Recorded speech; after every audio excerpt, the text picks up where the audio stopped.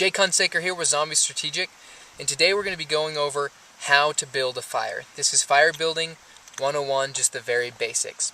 So the first thing we did is we collected the wood that we're going to be using for the duration of the fire. You don't ever want to start a fire and then have to go running around the forest, the mountains, or even your backyard trying to find kindling to keep that fire going. So here are the parts of the fire. We have tinder, which can be cotton, dryer lint, bark that's been shredded. Right here we have dry grasses. Anything that's pencil lead width or smaller that catches a spark really easily. That's going to be your tinder. And we formed what's called a Tinder Bundle. We just took a lot of really small twigs and some dry grasses, and we formed them into a bundle. We brushed them together to try to feather it to make it take a spark even better. And this is called tinder. Then we have bigger than pencil lead, or in other words, about pencil size, kindling. Make sure it's dry. Try to find it not on the ground, but up in the trees where it dries quicker and gets the most sunlight. So we have pencil thickness, moving on to finger thickness, to thumb thickness, and all the way up to our last category, which is fuel wood, which is the biggest size of wood that actually is going to maintain your fire throughout the duration of the night or however long you're going to have it. The first thing we did is we moved all these wet leaves and wet grasses, and we got down to the earth. And then on the dirt, we covered the dirt with this dry bark. This guarantees that our tinder bundle isn't absorbing too much moisture and will take a spark when we want it to.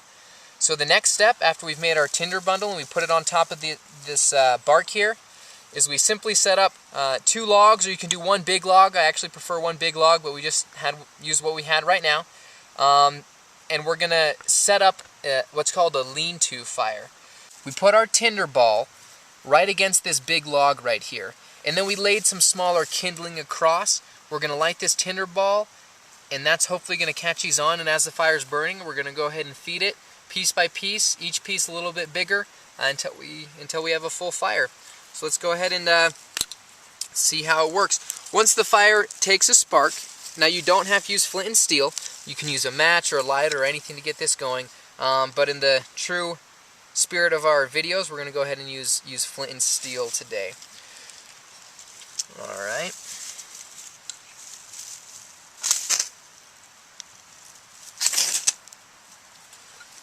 Okay.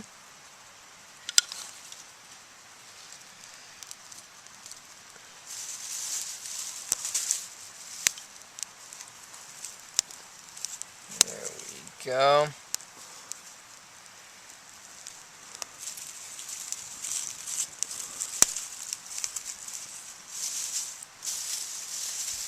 Maybe roll this over so that flame gets going. Give it some more air.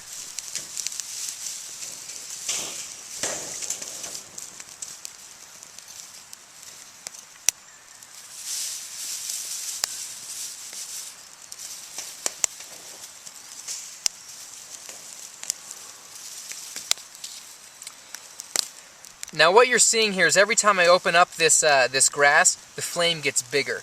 And that's because a fire needs fuel, it needs heat or energy, and it needs air, oxygen.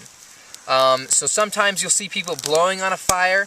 That's exactly why. You'll see them moving it around, tilting it around, and all that's designed to get that fire oxygen so that it can continue burning and get our kindling on fire.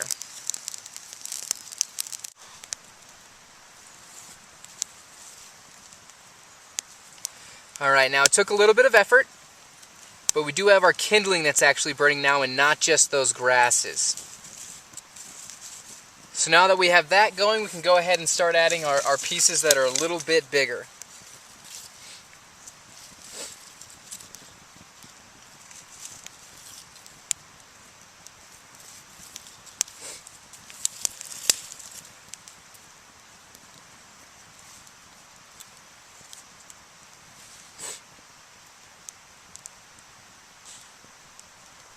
Now what you saw here was a lean-to fire.